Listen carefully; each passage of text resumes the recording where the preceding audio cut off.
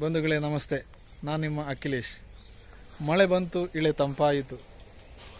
ಮಳೆಗಾಲದ ನೀರನ್ನು ಹೇಗೆ ಉಪಯೋಗಿಸಬಹುದು, ಅದು ನಮ್ಮ ಬಾವಿಗೆ ಅಥವಾ ಬೋರ್ವೆಲ್ ಮುಖಾಂತರ ಅದನ್ನು ಹೇಗೆ ಸಂರಕ್ಷಿಸಬಹುದೆಂಬುದರ ಕುರಿತು ದೀರ್ಘವಾಗಿ ನಮ್ಮ ಜೊತೆ ಇವತ್ತು ಡಾಕ್ಟರ್ ರತ್ನಾಕರ ಮಲ್ಲಮೂಲಿಯವರು ಮಾತನಾಡಿದ್ದಾರೆ. ಬನ್ನಿ ಆ ವಿಡಿಯೋ ನೋಡೋಣ.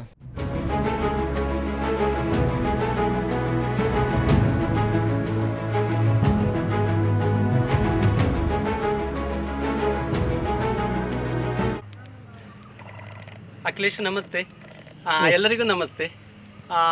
ಇವತ್ತು ಬೆಳಿಗ್ಗೆ ಅಖಿಲೇಶ್ ಅವರು ಫೋನ್ ಮಾಡಿದರು, ನಿಮ್ಮ ಜಾಗಕ್ಕೆ ಬರ್ತೇವೆ, ನಿಮ್ಮ ಒಂದು ಫಿಲ್ಟ್ರು ಮತ್ತು ರೈನ್ ವಾಟರ್ ಹಾರ್ವೆಸ್ಟಿಂಗಿನ ವ್ಯವಸ್ಥೆ ಸ್ಟೇಟಸಲ್ಲಿ ನೋಡಿದೆ, ಹಾಗೆ ಅದರ ಬಗ್ಗೆ ಸ್ವಲ್ಪ ಮಾಹಿತಿ ಕೊಡ್ಬೋದಾ ಅಂತ. ಹಾಗೆ ನಾನೇನು ಪೂರ್ವ ತಯಾರಿಯಲ್ಲಿಲ್ಲ, ಈಗ ಇಲ್ಲಿ ಕೆಲಸ ಮಾಡುವ ಜೊತೆಗೆ ಇದ್ದೇನೆ. ಆದರೂ ಕೂಡ ವಿವರಗಳನ್ನು ಮಾಹಿತಿಗಳನ್ನು ನಾನು ಕೊಡ್ತಾ ಇದ್ದೇನೆ. ಇದು ನಮ್ಮ ಬೋರ್ವೆಲ್ಲು, ಕೊಳವೆ ಬಾವಿ. ಇದು ನಮ್ಮ ಮನೆಯ ಈಶಾನ್ಯ ಭಾಗದಲ್ಲಿದೆ, ಅಂದರೆ ಜಾಗದ ಸಾಮಾನ್ಯ ಪೂರ್ವ ಭಾಗದಲ್ಲಿ ಬರ್ತದೆ ಈ ಕೊಳವೆ ಬಾವಿ. ಕೊಳವೆ ಬಾವಿ ಅಂದರೆ ಇಲ್ಲಿ ಈ ನೀರ್ಚಾಲು ಪ್ರದೇಶದಲ್ಲಿ ಹಾರ್ಡ್ ರಾಕ್ ಸಿಗುವುದಿಲ್ಲ, ಅಂದರೆ ಸುಮಾರು ಕೇಸಿಂಗ್ ಪೈಪ್ಗಳು ಬೇಕಾಗ್ತದೆ. ಅಂಥ ಒಂದು ಸ್ಪೆಷಲ್ ಏರಿಯಾ ಕಾಸರಗೋಡು ಜಿಲ್ಲೆಯಲ್ಲಿ ಇಂತಹ ಒಂದು ಏರಿಯಾ ಇಲ್ಲಿ ಮಾತ್ರ ಅಂತ ಜಿಯೋಲಜಿಸ್ಟ್ನವರೆಲ್ಲ ಹೇಳಿದರು. ಅಂದರೆ ಇದಕ್ಕೆ ಕೂಡ 440 ಕೇಸಿಂಗ್ ಪೈಪ್ ಬೇಕಾಗಿದೆ, 565 ಆಳ. ನಮಗೆ ನೀರು ಸಿಕ್ಕಿದೆ, ಅಂದರೆ ನಾವು ಅನಿವಾರ್ಯವಾಗಿ ಬೋರ್ವೆಲ್ ಇಲ್ಲಿ ಹಾಕಬೇಕಾಯಿತು, ಯಾಕೆಂದರೆ ಬಾಕಿ ನೀರಿನ ವ್ಯವಸ್ಥೆ ಇಲ್ಲ. ಆದ ಕಾರಣ ಇಂತಹ ಕಡೆಗಳಲ್ಲಿ ನಾವು ಈ ಬೋರನ್ನು ಆದಷ್ಟು ರೀಚಾರ್ಜ್ ಮಾಡಿ ಮತ್ತೆ ರೀಯೂಸ್ ಮಾಡುವಂತಹ ಒಂದು ಪ್ರಯತ್ನಕ್ಕೆ ನಾವು ಇದು ಮಾಡಿದ್ದೇವೆ. ಇದರ ನೀರು ಈಗ ನಮಗೆ ನೀರು ಇದೆ, ಇದನ್ನು ನಾವು 2 ಲಕ್ಷ ಲೀಟರ್ನ ಮಳೆ ಕೊಯ್ಲು ಕೊಳ ಇದ್ದರೂ ಕೂಡ ಸಾಮಾನ್ಯ ನಾವು ಫೆಬ್ರವರಿಯಿಂದ ಮಳೆಯ ನೀರು ಅದರಲ್ಲಿ ಮುಗಿದಾಗ ಕೃಷಿಗೆ ಮತ್ತೆ ಇದರಿಂದ ನಾವು ಮಾಡ್ತೇವೆ. ಆದರೆ ಇದನ್ನು ನಾವು ಇಷ್ಟು ಲೋಡ್ ಬೀಳದಾಗೆ ನೋಡಿಕೊಳ್ತೇವೆ. ದಿವಸ ಒಂದು ಗಂಟೆಗಳ ಕಾಲ ಮಾತ್ರ ಈ ನೀರನ್ನು ನಾವು ಮಳೆ ಕೊಯ್ಲು ಕೊಳಕ್ಕೆ ಹಾಕುವಂಥದ್ದು. ಇದು ತುಂಬ ಆಳದಿಂದ ಬರುವಂತಹ ನೀರು, ಮತ್ತು ಕೇಸಿಂಗ್ ಪೈಪು 440 ಅಡಿ ಇದೆ. ಅಂದರೆ ತುಂಬ ಸುಮಾರು ಮೋಟ್ರು ಎಲ್ಲ ಆಗುವಾಗ ಈ ಒಂದು ಬೋರಿಗೆ ಸುಮಾರು 5.5 ಲಕ್ಷ ರೂಪಾಯಿ ಖರ್ಚು ಮಾಡಿದ್ದೇವೆ. ಎಷ್ಟು ಇಂಚು ನೀರು? ಇದರಲ್ಲಿ ಈಗ ಸಾಮಾನ್ಯ 1.5 ಇಂದ 2 ಇಂಚು ನೀರು ಅಂತ ಅವರು ಹೇಳಿದ್ದಾರೆ. ಈಗ ಇದರ ನೀರು ಸಹಜವಾಗಿ ಇದು ಬಣ್ಣ ಇದೆ, ಅಂದರೆ ನಮಗೆ ಕೊಳದಲ್ಲಿ ತುಂಬಿಸಿದಾಗ ಅದು ಹೌದೌದು ಸಾಮಾನ್ಯವಾಗಿ ಒಂದು ಹಸಿರು ಬಣ್ಣದಿಂದ ಕಾಣ್ತದೆ. ಮತ್ತು ಕುಡಿಯಲಿಕ್ಕೆ ಏನು ತೊಂದರೆ ಇಲ್ಲ ಅಂತ ಇದರ ಟೆಸ್ಟ್ ಮಾಡುವಾಗ ಹೇಳಿದರು ಲ್ಯಾಬಿನಿಂದ. ಆದರೂ ಕೂಡ ಅದನ್ನೊಂದು ಫಿಲ್ಟ್ರ್ ಮಾಡುವ ಅಂತ ಹೇಳುವಂತಹ ಒಂದು ಯೋಜನೆ, ಅದರ ಬಗ್ಗೆ ಈಗ ನಾನು ಮಾತಾಡ್ತೇನೆ. ಮಳೆ ಕೊಯ್ಲು ಕೊಳ ಮತ್ತು ಇದು ಮಾಡಿನ ನೀರನ್ನು ನಾವು ಸದುಪಯೋಗಪಡಿಸುವುದು, ಈ ಕಾಲುವೆಯನ್ನು ಮಾಡಿದ ಉದ್ದೇಶ, ಅದೇ ರೀತಿ ಎರೆಹುಳದ ಪೋಷಣೆ ಇತ್ಯಾದಿ ಬಗ್ಗೆ ಮತ್ತೆ ಮಾತಾಡೋಣ. ಈಗ ನಾವು ಹೇಗೆ ಅತ್ಯಂತ ಕಡಿಮೆ ಖರ್ಚಿನಲ್ಲಿ ಒಂದು ಫಿಲ್ಟರ್ ಮಾಡಿದ್ದು, ಒಂದು ಸೋಸುವಿಕೆ ಪೈಪಿನ ಮೂಲಕ ಮಾಡಿದ್ದು ಹೇಗೆ ಅಂತ ಇದನ್ನು ನಾವು ಟ್ರಯಲ್ ಮಾಡಿ ನೋಡಿ ಅದು ಸಕ್ಸಸ್ ಆಗಿದೆ, ನೀರು ತಿಳಿಯಾಗಿದೆ. ಆದ ಕಾರಣ ಅದರ ಬಗ್ಗೆ ಮಾತಾಡ್ತೇನೆ. ಕಾಲುವೆ ನಾವು ಈ ಪೂರ್ವಭಾಗದ ಜಾಗದ ಪೂರ್ವಭಾಗ ಉದ್ದಕ್ಕೂ ಇದು ಮಾಡಿದ್ದು. ಇದು ಆ್ಯಕ್ಚುಲಿ ಇಲ್ಲಿ ನೀರು ಮಳೆಗಾಲದ ನೀರು ಹೀಗೆ ಧಾರಾಕಾರವಾಗಿ ಏನು ಹೋಗುವುದಿಲ್ಲ, ಆದರೆ ನಮ್ಮ ಅಂಗಳದ ಇತ್ಯಾದಿಗಳೆಲ್ಲ ನೀರು ಇಲ್ಲಿ ತಂಗಿ ಹೋಗಲಿ ಅಂತ ಇಲ್ಲಿಗೆ ನಾವು ಎರೆಹುಳಗಳ ಪೋಷಣೆಗೆ ಬೇಕಾದ ಇದನ್ನು ಕೂಡ ಇಲ್ಲಿ ಮಾಡುವ ಅಂತ ಇದ್ದೇವೆ. ಇನ್ನು ಕೆಲಸಗಳು ಪ್ರಾರಂಭಿಸಬೇಕಷ್ಟೇ. ಇಲ್ಲಿ ನಾವು ಇದನ್ನು ಕಟ್ಟುತ್ತೇವೆ ನೋಡಿ, ಇದನ್ನು ನಾವು ಇಲ್ಲಿ ಅಣೆಕಟ್ಟಿನ ಹಾಗೆ ಇಲ್ಲಿ ಕಟ್ಟಲಿಕ್ಕೆ ಬೇಕಾದಂತಹ ವ್ಯವಸ್ಥೆ ಮಾಡಿದ್ದೇವೆ. ನೀರು ಆದಷ್ಟು ಇಲ್ಲಿ ಸಾಮಾನ್ಯ ಸೆಪ್ಟೆಂಬರ್ ಅಕ್ಟೋಬರ್ನ ಮಳೆಯ ನೀರು ಆದಷ್ಟು ಇಲ್ಲಿ ಸ್ಟಾಕ್ ಆಗಬೇಕು ಅಂತ ನೋಡಿ. ಇದು ಹೀಗೆ ನಾವು ಇದು ಬೋರ್ವೆಲ್ನ ಸುತ್ತ ಹೀಗೆ ವ್ಯವಸ್ಥೆ ಮಾಡಿ ಹೋಗ್ತದೆ. ಅಂದರೆ ನೀರು ಹೆಚ್ಚಿನ ನೀರು ಕೂಡ ನಮ್ಮ ಈ 1 ಎಕರೆ ಜಾಗದಲ್ಲಿ ಮಾತ್ರ ಅಲ್ಲ, ಇದರ ಮೇಲಿನ ಸುಮಾರು 1 ಎಕರೆ 2 ಎಕರೆ ಜಾಗ ಬೇರೆಯವರ ಜಾಗದ ನೀರು ಕೂಡ ಇಲ್ಲಿ ಬರುವ ಕಾರಣ ಆ ನೀರೆಲ್ಲವೂ ಕೂಡ ಆದಷ್ಟು ಭೂಮಿಗೆ ಇಂಗಿ ಹೋಗಲಿ ಅಂತ. ಇದರಿಂದ ನಮಗೆ ಮಾತ್ರ ಗುಣ ಅಲ್ಲ, ಹತ್ತಿರದ ಕೆಳಗಿನವರಿಗೂ ಕೂಡ ಅದರ ಪ್ರಯೋಜನ ಖಂಡಿತವಾಗಿಯೂ ಸಿಗ್ತದೆ. ನಾನು ಅಲ್ಲಿ ಹೇಳಿದ ಹಾಗೆ ಇದು ಈಗ ಕೊಳವೆ ಬಾವಿಯ ನೀರನ್ನು ನಾವು ಈಗ ಬೇಸಿಗೆ ಕಾಲದಲ್ಲಿ ಇದಕ್ಕೆ ತುಂಬಿಸುವಂಥದ್ದು. ಮತ್ತು 3 HP 3 ಫೇಸ್ ಮೋಟ್ರ್ನಿಂದ ನಾವು ಈ 36 ಸ್ಪ್ರಿಂಕ್ಲರ್ಗಳನ್ನು ಓಡಿಸುವಂಥದ್ದು. ಇಲ್ಲಿ ಎಡೆಬೆಳೆ ಕೂಡ ತುಂಬ ಮಾಡಿದ್ದೇವೆ, ಅಂದರೆ ನೀರು ವೇಸ್ಟ್ ಆಗಬಾರ್ದು ಅಂತ. ನೋಡಿ ಈ ನೀರಿನ ಬಣ್ಣ ನೋಡಿ, ಇದು ತಿಳಿಯಾಗಿಲ್ಲ, ಅಂದರೆ ಇದನ್ನು ತಿಳಿಯಾಗಿಸಬೇಕು ಅಂತ ಹೇಳುವಂಥದ್ದು. ಯಾಕೆಂದರೆ ಎಲ್ಲರಿಗೂ ಕಾಣುವ ಎದುರು ಭಾಗದಲ್ಲೇ ಇರುವ ಕಾರಣ ಈ ನೀರನ್ನು ನಾವು ತಿಳಿಯಾಗಿಸಲಿಕ್ಕೆ ಅತ್ಯಂತ ಕಡಿಮೆ ಖರ್ಚಿನಲ್ಲಿ ಹೇಗೆ ಒಂದು ಫಿಲ್ಟ್ರನ್ನು ತಯಾರಿಸಬಹುದು ಎಂಬುದರ ಬಗ್ಗೆ ನೋಡೋಣ. ಇದು 3 HP ಲೋ ಹೆಡ್ಡಿನ ಮೋಟರು. ಇದು 36 ಸ್ಪ್ರಿಂಕ್ಲರ್ ಒಟ್ಟಿಗೆ ಇದರಲ್ಲಿ ಓಡ್ತದೆ. 3 HP ಮತ್ತು 3 ಫೇಸ್ ಮೋಟ್ರ್ ಅದು. ಇದನ್ನು ನಾವು ಈ ಕೊಳಕ್ಕೆ ಹಾಕಿದ್ದೇವೆ. ಇದು 2 ಲಕ್ಷ ಲೀಟರ್ ನೀರು ಹಿಡಿಯುವಂತಹ, ಸ್ಟಾಕ್ ಮಾಡಲಿಕ್ಕೆ ಆಗುವಂತಹ ಒಂದು ದೊಡ್ಡ ಮಳೆ ಕೊಯ್ಲು ಕೊಳ. ಇದು ಫುಲ್ ಕಾಂಕ್ರೀಟಲ್ಲಿ ನಾವು ಮಾಡಿದ್ದು. ಇದರ ಬಗ್ಗೆ ಹಿಂದೆ ಮಾಧ್ಯಮಗಳಲ್ಲೆಲ್ಲ ನೀವು ನೋಡಿರ್ಬೋದು. ಈಗ ನಮಗೆ ಒಂದು 2 ತಿಂಗಳುಗಳ ಕಾಲ ಮಳೆಯ ನೀರೇ ನಮಗೆ ಸ್ಟಾಕ್ ಮಾಡಲಿಕ್ಕೆ ಆಗ್ತದೆ. ಮತ್ತು ಬೇಸಿಗೆ ಮಳೆ ಬಂದರೆ ಆ ಮಳೆಯ ನೀರನ್ನು ಪೂರ್ತಿಯಾಗಿ ಇದರಲ್ಲಿ ನಾವು ಸ್ಟಾಕ್ ಮಾಡಲಿಕ್ಕೆ ಸಾಧ್ಯ ಆಗ್ತದೆ. ಅದಲ್ಲದೆ ನಮಗೆ ಬೇಕಾದ ನೀರನ್ನು ಕೊಳವೆ ಬಾವಿಯಿಂದ ಎಷ್ಟು ಬೇಕೋ ಅಗತ್ಯವೋ ಅಷ್ಟು ಇರೋದು. ಅಂದರೆ ಕೊಳವೆ ಬಾವಿ ಆಗುವಾಗ ಈ ಒಂದು ಬಣ್ಣ ಅದರಲ್ಲಿರುವ ಕಾರಣ ಆ ಬಣ್ಣವನ್ನು ಇಲ್ಲದೆ ಮಾಡುವಂತಹ, ತಿಳಿಯಾಗಿಸುವಂತಹ ಒಂದು ಪ್ರಯತ್ನ ಈಗ ಇದು ನಾವು ಕೊಳವೆ ಬಾವಿಯ ನೀರನ್ನು ಫಿಲ್ಟರ್ ಮಾಡಲಿಕ್ಕೆ ಬೇಕಾಗಿಯೇ ನಾವು ತಂದಂತಹ ಖರೀದಿಸಿದಂತಹ 1000 ಲೀಟರ್ನ ಟ್ಯಾಂಕ್, 3 ಲೇಯರ್ ಟ್ಯಾಂಕ್. ಇದನ್ನು ಇಲ್ಲಿ ಇಡ್ತೇವೆ.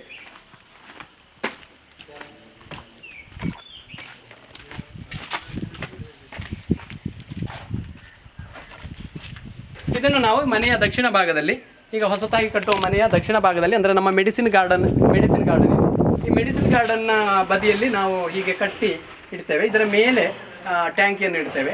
ಮತ್ತೆ ಆ ಫಿಲ್ಟರ್ ಪೈಪು ಅದನ್ನು ತೋರಿಸ್ತೇನೆ, ಅದರಲ್ಲಿ ಅಲ್ಲಿದೆ.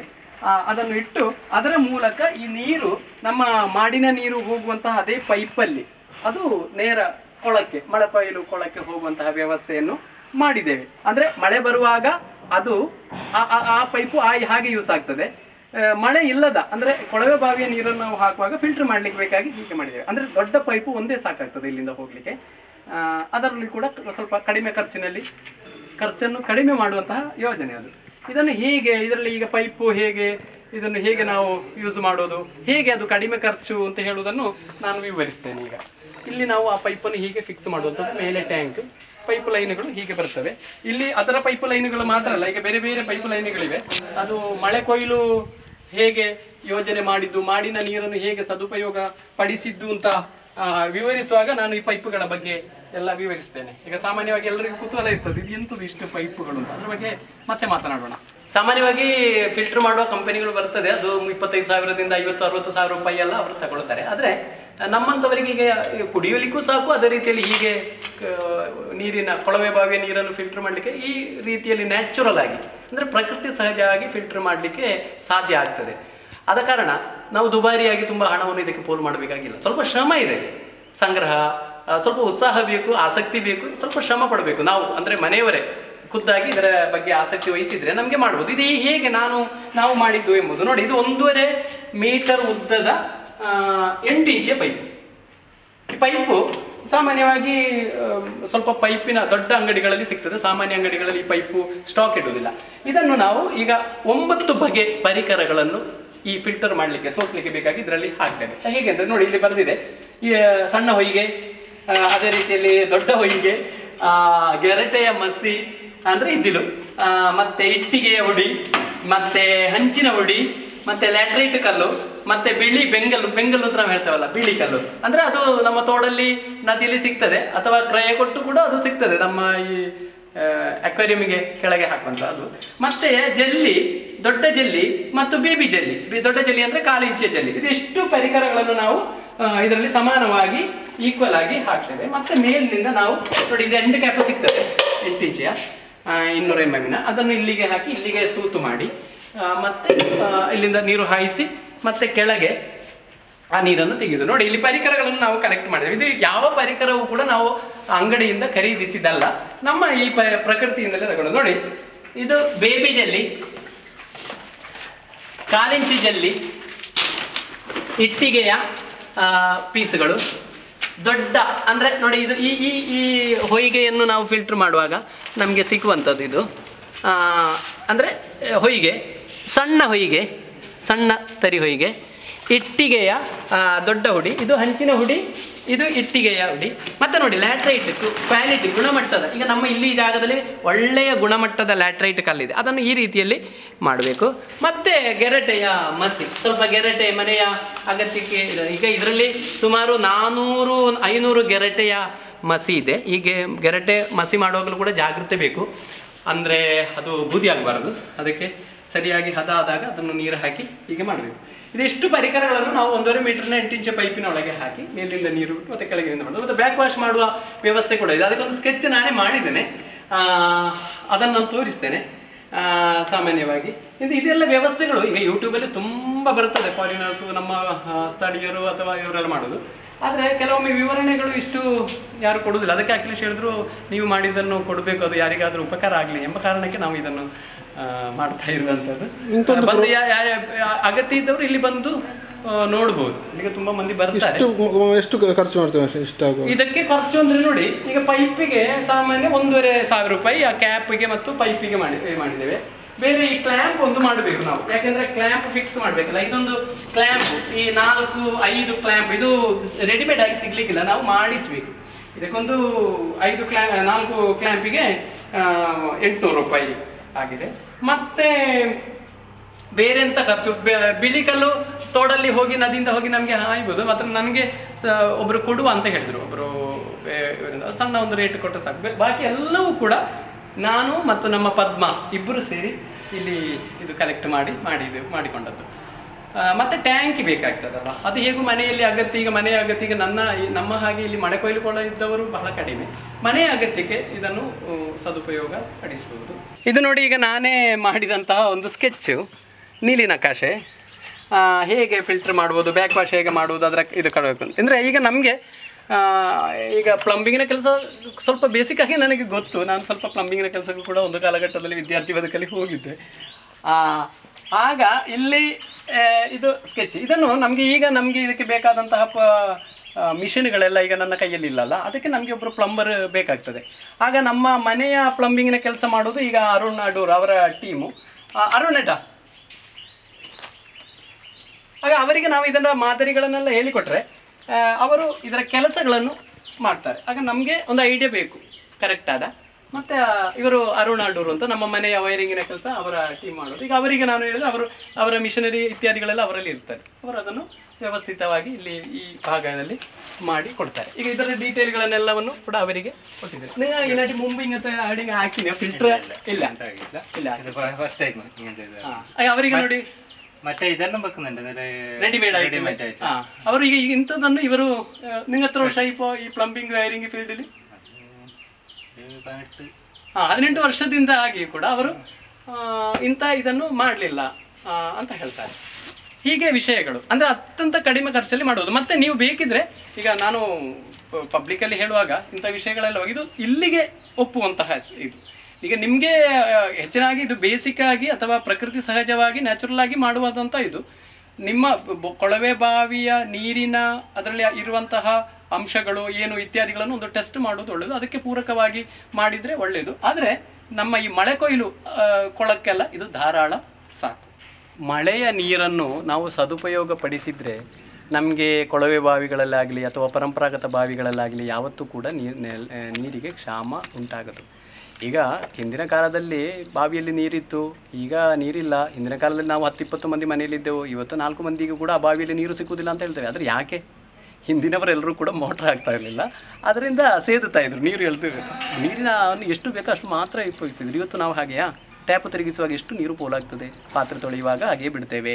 ಟಾಯ್ಲೆಟಿಗೆ 1 ಚಂಬು ನೀರಲ್ಲಿ ಆಗ್ತಿತ್ತು, ಈಗಾಗಲೋ ಇದು 1 ಬಕೆಟ್ ನೀರು ಬೇಕಾಗ್ತದೆ. ಅಂದರೆ ಅದು ಹಾಗೆ ಅಂತೇಳಿ ನಾವು ಈಗ ಹಿಂದಿನ ಕಾಲಕ್ಕೆ ಹೋಗಬೇಕು ಅಂತಲ್ಲ, ಆದರೆ ಎಷ್ಟು ಅಗತ್ಯ ನೀರು ಬೇಕೋ ಅಷ್ಟು ಅಗತ್ಯಕ್ಕೆಲ್ಲ ನಾವು ಉಪಯೋಗಿಸೋದು. ಯಾಕೆಂದರೆ ಅದು ನೀರು ಬಹಳ ಸುಲಭವಾಗಿ ನಮಗೆ ಸಿಗ್ತದೆ ಟ್ಯಾಪ್ ತಿರುಗಿಸಿದರೆ. ಹಿಂದಿನ ಕಾಲದಲ್ಲಿ ಹಾಗೆಲ್ಲ ದೂರದಿಂದ ನೀರು ಸೇದಿಕೊಂಡು ಬರಬೇಕಿತ್ತು, ಆಗ ಅದರ ಮೌಲ್ಯ ಗೊತ್ತಾಗ್ತಿತ್ತು. ಈಗ ಯುವ ತಲೆಮಾರಿಗೆ ಹಾಗೆ ಗೊತ್ತೇ ಇಲ್ಲ, ನೀರು ಸೇದುವುದು ಏನು ಅಂತಲೂ ಗೊತ್ತಿಲ್ಲ. ಬೋರ್ವೆಲ್ ಅಲುಗಾಡಿಸಿ ನೀರು ನಾವು ಶಾಲೆಗೆಲ್ಲ ಹೋಗುವಾಗ ಆಗ ಆ ನೀರು ಒಂದೊಂದು ಹನಿಗೂ ಕೂಡ ಮೌಲ್ಯ ಇತ್ತು ಅಂತ. ಈಗ ಟ್ಯಾಪ್ ತಿರುಗಿಸಿದರೆ ನೀರು ಬರ್ತದೆ, ಅದು ಬಿಡಿ. ಈಗ ಹೇಗೆ ನಾವು ಈಗ ಅದರ ಬಗ್ಗೆ ಎಲ್ಲ ನಾವು ಜಾಗೃತಿ ಮೂಡಿಸ್ಬೋದು, ಹೇಗೆ ಅದನ್ನು ಪ್ರಾಕ್ಟಿಕಲ್ ಮಾಡ್ಬೋದು ಎಂಬುದನ್ನು ಆಲೋಚನೆ ಮಾಡಬೇಕು. ನಾವು ಈಗ ಮನೆ ತುಂಬ ಮಂದಿ ದೊಡ್ಡ ದೊಡ್ಡ ಮನೆ ಕಟ್ತೇವೆ, ಆದರೆ ಒಂದು ವ್ಯವಸ್ಥಿತವಾದಂತಹ ನೀರನ್ನು ಸದುಪಯೋಗ ಪಡಿಸುವಷ್ಟು ಯಾರು ಯೋಚನೆ ಮಾಡುವುದಿಲ್ಲ. ಬೋರ್ವೆಲ್ಗೆ ರೀಚಾರ್ಜ್ ಮಾಡುವುದಿಲ್ಲ, ಬಾವಿಗೆ ರೀಚಾರ್ಜ್ ಮಾಡುವುದಿಲ್ಲ, ಮಳೆ ಕೊಯ್ಲು ಕೊಳ ಮಾಡುವುದಿಲ್ಲ, ಹೀಗೆಲ್ಲ ಮಾಡ್ತಾರೆ. ಈಗ ನಾವು ಇಲ್ಲಿ ಏನು ಮಾಡಿದ್ದೇವೆ ಎಂಬುದನ್ನು ನಾನು ಹೇಳ್ತೇನೆ. ನೋಡಿ, ಇದು ಫಿಲ್ಟ್ರು, ಇದು ಮಳೆ ಕೊಯ್ಲು. ಒಂದು ಹನಿ ಕೂಡ ನೀರು ಮಳೆಯದ್ದು ವೇಸ್ಟ್ ಆಗಬಾರ್ದು ಎಂಬ ಕಾರಣಕ್ಕೆ ನಾವು 5 ರೀತಿಯಲ್ಲಿ ಮಳೆಯ ನೀರನ್ನು ಬೇರೆ ಬೇರೆ ರೀತಿಯಲ್ಲಿ ಸದುಪಯೋಗ ಪಡಿಸ್ತೇವೆ. ನೋಡಿ, ಇದು ಒಂದು ಫಿಲ್ಟರು. ಈ ಫಿಲ್ಟರ್ ನೋಡಿ, ಇದರ 2 ಫಿಲ್ಟರ್ ಇದೆ ಹೀಗೆ ಅಂತ. ಈ ಫಿಲ್ಟ್ರನ್ನು ಇದು ಮಳೆಯ ನೀರು ಪ್ರಾರಂಭದ ಮಳೆ ಯನ್ನು ನಾವು 1-2-3 ದಿವಸ ಅದರಲ್ಲಿ ಪಾಚಿ ಅಥವಾ ಕಸಕಡ್ಡಿ ಎಲ್ಲ ಇದ್ದ ಕಾರಣ ಅದರಲ್ಲಿ ಡೈರೆಕ್ಟ್ ಬಿಡಬೇಕು. ಹೀಗೆ ನೋಡಿ, ಹೀಗೆ. ಅದರ ನಂತರ ಕಸಗಡ್ಡಿ ಎಲ್ಲ ಹೋದನ್ನು ಇದನ್ನು ನಾವು ಬಂದ್ ಮಾಡ್ತೇವೆ. ಬಂದ್ ಮಾಡುವಾಗ ನೀರು ಈ ಫಿಲ್ಟ್ರಿಂಗ್ ಹೋಗ್ತದೆ. ಆಗ ಫಿಲ್ಟರ್ ಎಲ್ಲಿಯಾದ್ರೂ ಕಸಗಡ್ಡಿ ಇದ್ರೂ ಕೂಡ ಅದು ಇದರಲ್ಲಿ ಈಗ ರಟ್ಟಿ ಹೋಗ್ತದೆ, ಇದನ್ನು ಮೇಲೆ ಮಾಡ್ತೇವೆ. ಅಥವಾ ಸಣ್ಣ ಇದು ಕೂಡ ಈ ಫಿಲ್ಟರಲ್ಲಿ ಇದಾಗ್ತದೆ. ಇದನ್ನು ಮಹಾಬಲ ಭಟ್ಟ ಮಂಚಿ ಅಂತ ಅವರು ನನಗೆ ತಂದು ಕೊಟ್ಟದ್ದು. ಇದಕ್ಕೆ ಒಂದಕ್ಕೆ 5100 ಆಗ್ತದೆ. ಇದು 3 ಫಿಲ್ಟರ್ ನಾವು ಇಟ್ಟಿದ್ದೇವೆ ನೀರು ಇಳಿಯುವಲ್ಲಿ. ಇದು ನೋಡಿ, ಮತ್ತೆ ಇದು ಎಲ್ಲವೂ ಕೂಡ ಆಚೆ ಮಳೆ ಕೊಯ್ಲು ಕೊಳ್ಳಕ್ಕೆ ಹೋಗ್ತದೆ. ಆ ನೀರು ಬೋರ್ವೆಲ್ಗೆ ಹೋಗ್ತದೆ, ಪರಂಪರಾಗತ ಬಾವಿಗೆ ಹೋಗ್ತದೆ, ಎರೆಹುಳ ಪೋಷಣೆಯ ಕಣಿವೆ ಹೋಗ್ತದೆ, ಎರೆಹುಳ ಪೋಷಣೆಯ ಪಾಂಡಿಗೆ ಹೋಗ್ತದೆ. ಇಷ್ಟು ವ್ಯವಸ್ಥೆ ಇದರಲ್ಲಿ ಮಾಡಿದ್ದೇವೆ. ಇದು ಒಂದು ಫಿಲ್ಟ್ರು. ಇದು ದಕ್ಷಿಣ ಭಾಗದ್ದು ಮನೆಯದ್ದು. ಪಶ್ಚಿಮ ಭಾಗದಲ್ಲಿ ಇದೇ ರೀತಿಯಲ್ಲಿ ಇಟ್ಟಿದ್ದೇವೆ, ಪೂರ್ವ ಭಾಗದಲ್ಲಿ ಇಟ್ಟಿದ್ದೇವೆ. ಹಾಗೆ 3 ಕಡೆ ಮಾಡಿನ ನೀರು ಕೆಳಗೆ ಇಳಿಯುತ್ತದೆ. ಇಳಿಯುವಲ್ಲಿ ಎಲ್ಲ ಈ ರೀತಿಯ ಫಿಲ್ಟರ್ ಇಟ್ಟಿದ್ದೇವೆ. ನೀರು ಅದರಲ್ಲಿರುವ ಕಸ ಕಡ್ಡಿ ಪಾಚಿ ಇದೆಲ್ಲ ಫಿಲ್ಟರ್ ಆಗಿ ಶುದ್ಧವಾದ ನೀರು ಹೋಗ್ತದೆ. ಹಾಗೆ ಇನ್ನು ಅಲ್ಲಿಗೆ ಹೋಗೋಣ. ಈಗ ಇದು ನೋಡಿ, ಇದು ಎರೆಹುಳ ಪೋಷಣೆ. ಇದು ಎಲ್ಲ ಕಡೆ ಕಂಡಿರ್ಬೋದು. ನಾವು ಸ್ವಲ್ಪ ವಿಶೇಷವಾಗಿ ಮಾಡಿದ್ದು ಯಾಕೆಂದರೆ ಎರೆಹುಳ ಪೋಷಣೆಯ ಜೊತೆಗೆ ನೀರನ್ನು ಕೂಡ ಸದುಪಯೋಗ ಪಡಿಸಿಕೊಳ್ಳಬೇಕು ಅಂತ. ನೋಡಿ, ಇದಕ್ಕೆ ನಾವು ಈಗ ತೆಂಗಿನ ಸಿಪ್ಪೆ ಹೀಗೆ ಹಾಕಿದ್ದೇವೆ. ಇದಿಷ್ಟು ಆಳ ಅಲ್ಲ, ಇದು 2 ಆಳು ಆಳ ಇದೆ. ಈಗ 10 ಲೇಯರ್ನಲ್ಲಿ ನಾವು ತೆಂಗಿನ ಸಿಪ್ಪೆ ಪ್ಲಸ್ ಮಣ್ಣು, ತೆಂಗಿನ ಸಿಪ್ಪೆ ಮಣ್ಣು, ತೆಂಗಿನ ಸಿಪ್ಪೆ, ಈಗ 10 ಲೇಯರ್ ಆಗಿದೆ. ಈಗ ಇದು 11ನೇ ಲೇಯರ್ ನೋಡಿ. ಇನ್ನು ಈ ಪೈಪಿನ ಮಟ್ಟಕ್ಕೆ ನಾವು ಇದನ್ನು ಇದು ಮಾಡಲಿಕ್ಕೊಂಡು ಇದು ಈಗ ಕಟ್ಟೆ ಎಲ್ಲ ಕಟ್ಟಿ ನೀಟ್ ಮಾಡಿದ್ದೇವೆ. ಈಗ ಈ ಮಳೆಯ ಮಾಡಿನ ನೀರು 20% ಇಲ್ಲಿ ಗೇಟ್ ವಾಲ್ ಎಲ್ಲ ಇಡ್ಲಿಕ್ಕೆ ಉಂಟು. ಇದರ ಕೆಲಸಗಳೆಲ್ಲ ಆಗ್ತಾ ಇವೆ ಅಷ್ಟೇ. ಇದರ ಇದು ಗೇಟ್ ವಾಲ್ ಇಡ್ತೇವೆ. 20% ನೀರು ಇಲ್ಲಿಗೆ ಬಂದು ಬೀಳ್ತದೆ. ಇದರಿಂದ ಏನಾಗ್ತದೆ ಅಂದರೆ ನೋಡಿ, ಬಾವಿ ಹತ್ತಿರ ಇದೆ ಇಷ್ಟು ಡಿಸ್ಟೆನ್ಸಲ್ಲಿ. ಇದು ನೀರಿಂಗಿಸುವ ಹೊಂಡವಾಗಿಯೂ ಎರೆಹುಳ ಪೋಷಣೆಯ ಹೊಂಡವಾಗಿಯೂ ಕೆಲಸ ಮಾಡ್ತದೆ. 2 ವರ್ಷ ಕಳೆದಾಗ ನಾವು ಇದನ್ನೆಲ್ಲ ತೆಗೆದ್ರೆ ಇದನ್ನು ಸಸಿಗಳ ಬುಡಗಳಿಗೆ ಹಾಕಿ ಅಲ್ಲಿ ಎರೆಹುಳ ಪೋಷಣೆ ಆಗ್ತದೆ. ನಮಗೆ ಬೇಕಾದಂತಹ ಕೃಷಿಗೆ ಸಾವಯವವಾಗಿ ಯೋಚಿಸುವವರಾದ ಕಾರಣ ಅದು ಉಪಯೋಗ ಆಗ್ತದೆ. ಜೊತೆಗೆ ನೀರು ಕೂಡ ಇಂಗಿಸುವಂತಹ ಕೆಲಸ, ಬಾವಿಗೆ ಅದು ಒಳ್ಳೆಯ ಉಪಕಾರ ಆಗ್ತದೆ. ನೋಡಿ, ನಾವು 1.5 ವರ್ಷದಿಂದ ಇಲ್ಲಿಷ್ಟು 1 ಎಕರೆಯಲ್ಲಿ ಇಷ್ಟು ಕಠಿಣ ಪ್ರಯತ್ನದ ಮೂಲಕ ಮಾಡಿದ್ದು. ಬಾವಿಯಲ್ಲಿ ಈ ವರ್ಷ 6 ಕೋಲು ನೀರು. ಅದಕ್ಕೆ ನಿಮ್ಮನ್ನ ಕರೆದು ಬಂದೆ. ಅಖಿಲೇಶ್ ಹೇಳುವಾಗ ಬಾವಿಯಲ್ಲಿ ನೀರು ಕಾಣುತ್ತದೆ ಹಾಗೆ ಬಂದು ನಿನ್ನೆಲ್ಲ ಕ್ಲೀನ್ ಎಲ್ಲ ಮಾಡಿದ್ದೇವೆ ನಾವು. ಹಾಗೆ ಅದು ಇನ್ನೂ ಕೂಡ ನೀರು ಬಾವಿಯಲ್ಲಿ ಜಾಸ್ತಿ ಆಗ್ತದೆ. ನಮ್ಮ ಬೋರ್ವೆಲ್ ಹೆಚ್ಚು ಶಕ್ತಿಪ್ರದ ಆಗ್ತದೆ ಎಂಬುದರಲ್ಲಿ ಯಾವುದೇ ಸಂಶಯ ಇಲ್ಲ. ಮಾಡುವಾಗ ಎಲ್ಲವನ್ನು ಕೂಡ ಬಹಳ ವ್ಯವಸ್ಥಿತವಾಗಿ ಮಾಡಿದ್ದೇವೆ. ಖರ್ಚಾಗಿದೆ, ತುಂಬ ಖರ್ಚಾಗ್ತದೆ ಆದರೆ ಒಮ್ಮೆ ಬಂಡವಾಳ ಹಾಕಿದರೆ ನಮಗೊಂದು ಖುಷಿ ಇದೆ. 4 ಜನ ಬಂದು ಇದನ್ನು ನೋಡಿಕೊಂಡು ಅವರೂ ಮಾಡಬೇಕು ಎಂಬುದು ನಮ್ಮ ಮುಖ್ಯ ಉದ್ದೇಶ. ಈಗ ಎರೆಹುಳ ಪಾಂಡಿನ ಬಗ್ಗೆ ನಾನು ಹೇಳಿದೆ. ಎರೆಹುಳ ಪೋಷಣೆಯ ಕಾಲುವೆ, ನೀರಿಂಗಿಸುವ ಕಾಲುವೆ ಏನು ಅಂತ ನೋಡೋಣ ಬನ್ನಿ. ಈ ಕಾಲುವೆ ಇಷ್ಟು ಉದ್ದಕ್ಕೆ ಮತ್ತು ಇಷ್ಟು ಅಗಲಕ್ಕೆ ಇಷ್ಟು ಆಳಕ್ಕೆ ಮಾಡಿದ್ದು ಯಾಕೆ ಅಂತ ಹೇಳಿದ್ರೆ, ನೀರು ಇಲ್ಲಿ ತಂಗಿ ಹೋಗಬೇಕು. ಮಳೆಯ ನೀರು ನಮ್ಮ ಕರಾವಳಿಯಲ್ಲಿ ಓಡಿಕೊಂಡು ಹೋಗಬಾರ್ದು, ಅದು ನಿಧಾನವಾಗಿ ಹೋಗಬೇಕು. ಆದರೆ ಮಾತ್ರ ಅದು ಇಂಗುವುದು, ಬಾವಿಗೆ ಉಪಕಾರ ಆಗೋದು, ಬೇಸಿಗೆ ಕಾಲದ ನೀರಿಗೆ ಕ್ಷಾಮ ಇಲ್ಲದಂತೆ ಮಾಡೋದು. ಆದ ಕಾರಣ ಇದರಲ್ಲಿ ಕೂಡ ನಾವು ಹೀಗೆ ತೆಂಗಿನ ಸಿಪ್ಪೆ ಹಾಕ್ತೇವೆ, ಮತ್ತೆ ಲೇಯರ್ ಮಾಡ್ತೇವೆ. ಇಲ್ಲಿ ನೀರು ಆದಷ್ಟು ತಡೆದು ಹೋಗುವಾಗೆ ಆಗ್ತೇವೆ. ಅಲ್ಲಿ ಒಂದು ಅಣೆಕಟ್ಟಿನ ಹಾಗೆ ಒಂದು ವ್ಯವಸ್ಥೆ ಮಾಡಿದ್ದೇವೆ. ಬೇಕಾದಾಗ ತೆಗಿಲಿಕ್ಕೆ ಮಳೆ ನೀರು ಹೆಚ್ಚು ಬರುವಾಗ ನಾವು ಅದನ್ನು ಬಿಡಬೇಕಾಗ್ತದೆ. ಸೆಪ್ಟೆಂಬರ್ ಅಕ್ಟೋಬರ್ ಈ ಮಳೆಗಳೆಲ್ಲ ನಮಗೆ ತುಂಬ ಫಲಪ್ರದ. ನೋಡಿ, ಬಾವಿ ಇಲ್ಲೇ ಇದೆ, ಎರೆಹುಳ ಪೋಷಣೆ ನೀರಿಂಗಿಸುವ ಹೊಂಡ ಒಂದು ಅಲ್ಲಿದೆ, ಕಾಲುವೆ ಇಲ್ಲಿದೆ, ಬಾವಿ ಇಲ್ಲಿದೆ, ಬೋರ್ ಅಲ್ಲಿದೆ. ಹೀಗೆ ಎಲ್ಲವೂ ಕೂಡ ನೀರು. ನೋಡಿ, ಇಲ್ಲಿ ಈ ನೀರು ಮಾಡಿನ ನೀರು ಸ್ವಲ್ಪ ಪರ್ಸೆಂಟೇಜ್ ಇಲ್ಲಿಗೆ ಬರುವ ಹಾಗೆ ವ್ಯವಸ್ಥೆ ಮಾಡಿದ್ದೇವೆ. ಇಲ್ಲಿ ಗೇಟ್ ವಾಲ್ ಇಡ್ಲಿಕ್ಕಿದೆ. ನಮಗೆ ಬೇಕಿದ್ರೆ ಮಾಡಿನ ನೀರನ್ನು ಫುಲ್ ಇಲ್ಲಿಗೆ ಹಾಕ್ಬೋದು, ಅಥವಾ ಇಲ್ಲಿ ಕಟ್ಬೋದು, ಅಥವಾ ಒಂದು ಎಷ್ಟು ಪರ್ಸೆಂಟೇಜ್ ಬೇಕೋ ಅಷ್ಟು ಬಿಡ್ಬೋದು. ಅಂತಹ ಒಂದು ವ್ಯವಸ್ಥೆಯನ್ನು ಇಲ್ಲಿ ಮಾಡಿದ್ದೇವೆ. ಇದರ ಕೆಲಸಗಳು ಕೂಡ ಆಗಲಿಕ್ಕೆ ಇದೆ. ನೆಕ್ಸ್ಟ್ ನಾವು ಬೋರ್ವೆಲ್ಗೆ ಹೇಗೆ ಎಂಬುದನ್ನು ನೋಡೋ. ಇದು ನೋಡಿ, ಬೋರ್ವೆಲ್ನಿಂದ ಬರುವಂತಹ ನೀರು ಮತ್ತು ಮಾಡಿನ ನೀರು ಹೋಗುವಂಥ ಪೈಪ್ ಇದು. ಇಲ್ಲಿ ಕೂಡ ಈಗ ಬೋರ್ವೆಲ್ಗೆ ನಮಗೆ ಕರ್ಕಾಟಕ ತಿಂಗಳಲ್ಲಿ, ಶ್ರಾವಣ ಈ ತಿಂಗಳಲ್ಲಿ ಎಲ್ಲ ಬೋರ್ವೆಲ್ಗೆ ನೀರು ಬೇಕು ಅಂತಲ್ಲ. ಯಾಕಂದರೆ ಅದು ಓವರ್ಫ್ಲೋ ಮೇಲೆ ಬರ್ತದೆ. ಈಗ ಬಾವಿ ಕೂಡ ಉಕ್ಕಿ ಬರ್ತದೆ. ಆಗ ನಮಗೆ ಬೇಡ, ಆಗ ಕಟ್ಬೋದು. ಅದಕ್ಕೆ ಬೇಕಾಗಿ ಇಲ್ಲಿ ವ್ಯವಸ್ಥೆ ಮಾಡ್ತೀವಿ. ಈಗ ನೋಡಿ, ಇಲ್ಲಿ ಇದು ಮಳೆಯ ಮಾಡಿನ ನೀರು ಬೋರ್ವೆಲ್ಗೆ ನಮಗೆ ರೀಚಾರ್ಜ್ ಮಾಡಲಿಕ್ಕೆ ಬಿಡಬೇಕಾದ ಗೇಟ್ ವಾಲ್. ಇದು ಬಾವಿಯ ಸಾಂಪ್ರದಾಯಿಕ ಬಾವಿ, ಇದು ಇಲ್ಲಿ ಕೆಳಗೆ, ಅದಕ್ಕೆ ಬೇಕಾದಾಗ ಬಿಡಲಿಕ್ಕೆ 4 ಇಂಚಿಯ ಪೈಪಲ್ಲಿ ಬಂದು ಇಲ್ಲಿಂದ 3 ಇಂಚಿಗೆ ಬಂದು ಇಲ್ಲಿಂದ 1.5 ಇಂಚಿಗೆ ಎಲ್ಲ ಕಡೆ ಹೋಗುವ ವ್ಯವಸ್ಥೆ ಮಾಡಿದ್ದೇವೆ. ಅಂದರೆ ಒಂದು ಎರೆಹುಳ ಪೋಷಣೆಯ ಪಾಂಡ್, ಎರೆಹುಳ ಪೋಷಣೆ ಮತ್ತು ನೀರಿಂಗಿಸುವಂತಹ ಕಾಲುವೆ, ಸಾಂಪ್ರದಾಯಿಕ ಬಾವಿ, ಕೊಳವೆ ಬಾವಿ, 4 ಕಡೆ ಆಯಿತು ತಾನೇ. ಮಳೆಯ ಮಾಡಿನ ನೀರು ನಾವು ಸದುಪಯೋಗಪಡಿಸುವುದು ಅಷ್ಟು ಮಾತ್ರ ಅಲ್ಲ, ಇನ್ನು ಮಳೆ ಕೊಯ್ಲು ಕೊಳ. ಈಗ ಬೇಸಿಗೆಯಲ್ಲಿ ಮಳೆ ಬಂತು ಅಥವಾ ಲಾಸ್ಟ್ ಮಳೆ ನವೆಂಬರ್ನಲ್ಲೆಲ್ಲ ಬರ್ತಿದ್ರೆ ಅದು ನಮ್ಮ ಮಳೆ ಕೊಯ್ಲು ಕೊಳ. ಅಂದರೆ 2 ಲಕ್ಷ ಲೀಟ್ರ್ ಹಿಡಿಯುವಂತಹ ಕೊಳದಲ್ಲಿ ಬೇಕು, ಅದಕ್ಕೆ ಕೂಡ ಒಂದು ಕನೆಕ್ಷನ್ ಅದಕ್ಕೆ. ಬನ್ನಿ ಈಗ 4 ಇಂಚಿನ ಪೈಪಿನಲ್ಲಿ ಮಾಡಿನಿಂದ ಪ್ರತಿ ಹನಿ ಹನಿ ನೀರು ಬಂದು ಬೇಕಾದಲ್ಲಿಗೆ ಹೋಗಿ, ಅಥವಾ ಅದನ್ನು ಅಗತ್ಯ ಇಲ್ಲದಿದ್ದರೆ ಅದನ್ನು ನಾವು ಕಟ್ಟಲಿಕ್ಕೆ ಗೇಟ್ ವಾಲ್ ಉಂಟು. ಆ 4 ಇಂಚಿನ ಪೈಪು ಇಲ್ಲೇ ಆಗಿ ನೋಡಿ, ಇಲ್ಲೇ ಆಗಿ ನೆಲದಡಿಯಲ್ಲಿ ಹೋಗಿದೆ. ಇಲ್ಲೇ ಹೋಗಿ ನೋಡಿ, ಇಲ್ಲೇ ಹೋಗಿ ಮಳೆ ಕೊಯ್ಲು ಕೊಳ ಅಂದರೆ ಮನೆಯ ಉತ್ತರ ಭಾಗದಲ್ಲಿ ಇರುವಂತಹ, ಎದುರು ಇರುವಂತಹ 2 ಲಕ್ಷ ಲೀಟರ್ ನೀರು ಹಿಡಿಯುವಂತಹ ಮಳೆ ಕೊಯ್ಲು ಕೊಳಕ್ಕೆ ಹೋಗ್ತದೆ. ನೋಡಿ ಇಲ್ಲಿ ಇದು 2 ಕವಲುಗಳಾಗಿ ಆ ಮಳೆ ನೀರು ಇಲ್ಲಿಗೆ ಬೀಳ್ತದೆ. ಈಗ ನೀರು ಫುಲ್ ಇದೆ. ಮತ್ತೆ ಈಗ ಇದನ್ನು 2 ಗೇಟ್ ವಾಲ್ ಬೇರೆ ಇಟ್ಟಿದ್ದೇವೆ. ಈಗ ನಮಗೆ ಇದು 7.5 ಫೀಟು ಟೋಟಲಿ ಹೈಟ್ ಇದೆ. ನಮಗೆ 4.5 ಫೀಟಲ್ಲಿ ನೀರನ್ನು ತಗ್ಗಿಸಿ ಗೇಟ್ ವಾಲ್ ಹೊರಗೆ ಬಿಡುವಂಥ ವ್ಯವಸ್ಥೆ ಮಾಡಿದೆ. ಈಗ ಮಳೆಗಾಲದಲ್ಲಿ ನಮಗೆ 4.5 ಫೀಟ್ ನೀರು ತುಂಬಿಸಿದರೆ ಸಾಕು. ಬಾಕಿದ ಉಳಿದ ನೀರು ಕಣಿವೆಗೆ, ಅಲ್ಲಿ ಜಾಗದ ಸುತ್ತು ಕಾಲುವೆ ಮಾಡಿದ್ದೇವೆ. ಆ ಕಾಲುವೆಯಲ್ಲಿ ನೀರು ಮೆಲ್ಲನೆ ಹರಿದು ಹೋಗುವ ಹಾಗೆ. ಮತ್ತು ಇದು ಲ್ಯಾಟ್ರೈಟ್ ಕಲ್ಲಿನ ಪ್ರದೇಶ, 1-1.5 ಕೋಲು ಮಾತ್ರ ಮಣ್ಣು ಇರುವಂಥದ್ದು, ಗುಣಮಟ್ಟದ್ದು. ಆದ ಕಾರಣ ಲ್ಯಾಟ್ರೈಟ್ ನೀರಿನಲ್ಲಿ ಕೂಡ ನಮ್ಗೆ ಗೊತ್ತು, ಒಳ್ಳೆಯ ಫಿಲ್ಟರ್ ಆಗಲಿಕ್ಕೂ ಕೂಡ ಒಳ್ಳೆಯ, ತಂಗಲಿಕ್ಕೂ ಕೂಡ ಒಳ್ಳೆಯದಾಗಿದೆ. ಹೀಗೆ ಈ ವ್ಯವಸ್ಥೆಯನ್ನು ನಾವು ಮಾಡಿ. ಸಾಮಾನ್ಯ ನಾನು ಬಾಡಿಗೆ ಮನೆಯಲ್ಲಿ ಒಂದು 11 ವರ್ಷ ಒಂದು ಕಡೆ, 7 ವರ್ಷ ಒಂದು ಕಡೆ, 1 ವರ್ಷ ಒಂದು ಕಡೆ, ಈಗ ಸುಮಾರು 20 ವರ್ಷಗಳ ಕಾಲ ಬಾಡಿಗೆ ಮನೆಯಲ್ಲಿ ನಿಂತು ಅಭ್ಯಾಸ ಇತ್ತು.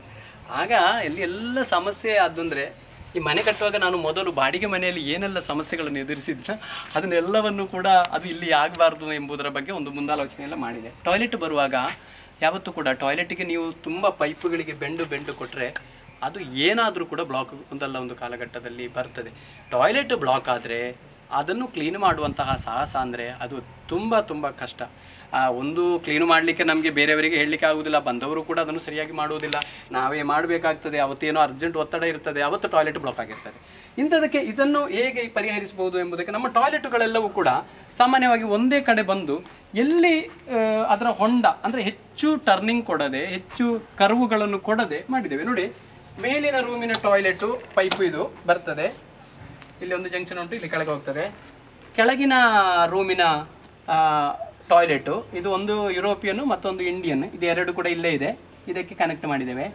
ಮತ್ತು ಮಾಸ್ಟರ್ ಬೆಡ್ರೂಮಿನ ಟಾಯ್ಲೆಟ್ ನೋಡಿ, 3 ಟಾಯ್ಲೆಟ್ಗಳು ಇಲ್ಲೇ ನಮಗೆ ಹತ್ತಿರ ಸಿಗ್ತದೆ. ಈಗ ಎಲ್ಲ ಮನೆಗಳಲ್ಲಿ ಈಗ ಸಿಗಬೇಕು ಅಂತ ಇಲ್ಲ, ಬಟ್ ಇದು ನಮಗೆ ಹೀಗೆ ಸಿಕ್ಕಿದರೆ ಬಹಳ ಒಳ್ಳೆಯದು. ಇದನ್ನು 3 ಹೆಚ್ಚು ಇದು ಕೊಡದೆ, ಇಲ್ಲಿ ನೋಡಿ ಇದರ ಅಡಿಯಲ್ಲಿ ಇದೆ ಶೌಚಾಲಯದ ಹೊಂಡ. ಆಗ ಇದನ್ನು 3 ಇಲ್ಲಿ ಕೊಟ್ಟರೆ ಯಾವ ಕಾಲಕ್ಕೂ ನಮಗೆ ಬ್ಲಾಕ್ ಆಗುವ ಸಮಸ್ಯೆ ಬರುವುದಿಲ್ಲ. ಒಂದೇ ಇಲ್ಲಿ ಇಷ್ಟೇ ಅಂತರ, ಹೊಂಡಕ್ಕೆ ಇಷ್ಟೇ ಅಂತರ. ಹೀಗೆ ಮಾಡುವಂತಹ ಒಂದು ಪ್ರಯತ್ನವನ್ನು ಮನೆ ಕಟ್ಟುವವರು ಮಾಡ್ಬೋದು. ಆದರೆ ಕೆಲವೊಮ್ಮೆ ಟಾಯ್ಲೆಟ್ ಒಂದು ಆಚೆ ಕಡೆ ಇದ್ದರೆ ಅಥವಾ ತುಂಬ ದೂರ ಇದ್ದರೆ ನಾವು ಕರ್ವುಗಳನ್ನೆಲ್ಲ ಕೊಡುವಾಗ ಆದಷ್ಟು ಬ್ಲಾಕ್ ಆಗದ ರೀತಿಯಲ್ಲಿ ಕೊಡುವುದು ಒಳ್ಳೆಯದು. ಇದೊಂದು. ಮತ್ತು ವೇಸ್ಟ್ ನೀರನ್ನು ನೋಡಿ, ಈಗ ಇಲ್ಲಿ ಬಾತ್ರೂಮ್ ಇದೆ, ಮೇಲೆ ಬಾತ್ರೂಮ್ ಇದೆ, ಇಲ್ಲಿ ಬಾತ್ರೂಮ್ ಇದೆ. ಈ ಬಾತ್ರೂಮಿನ ನೀರು ಮತ್ತು ನಮಗೆ ಪಾತ್ರೆ ತೊಳೆದಂಥ ಸೋಪು ನೀರು ಇದನ್ನೆಲ್ಲ ಗಿಡಗಳಿಗೆ ಹಾಗೆ ಡೈರೆಕ್ಟ್ ಹಾಕುವುದರಿಂದ ಅಲ್ಲಿ ನುಸಿ ಬೆಳೆಯುತ್ತದೆ, ಗಿಡಗಳ ಆರೋಗ್ಯಕ್ಕೂ ಕೂಡ ಹಾಳೋದು. ನಾವು ಏನು ಮಾಡಿದ್ದೇವೆ ಅಂದರೆ ಎಲ್ಲ ವೇಸ್ಟ್ ನೀರನ್ನು ಕೂಡ ಒಂದು ಕಡೆಗೆ ಹಾಯಿಸಿ ಒಂದು ಪಾಂಡ್ ಮಾಡಿ ಅಲ್ಲಿ ಮಾಡಿ, ಅದೂ ಕೂಡ ಫಿಲ್ಟರ್ ಆಗುವ ಹಾಗೆ. ಯಾಕೆಂದರೆ ಲ್ಯಾಟ್ರೈಟ್ ಕಲ್ಲು ತಾನೆ, ಆದ ಕಾರಣ ನಮಗೆ ಫಿಲ್ಟರ್ ಸಹಜವಾಗಿ ಆಗ್ತದೆ ಅಡಿಯಲ್ಲಿ. ಅದನ್ನು ವ್ಯವಸ್ಥೆ ಬಗ್ಗೆ ಹೇಳ್ತೇನೆ ನೋಡಿ. ಇಲ್ಲಿ ಈ ವೇಸ್ಟ್ ನೀರೆಲ್ಲವೂ ಕೂಡ ಒಂದು ಪೈಪಲ್ಲಿ 3 ಇಂಚು ಪೈಪಲ್ಲಿ ಇಲ್ಲಿಂದ ಹೋಗ್ತದೆ. ಇಲ್ಲಿ ಬನ್ನಿ, ಇಲ್ಲಿ ತುಂಬ ಪೈಪುಗಳಿವೆ.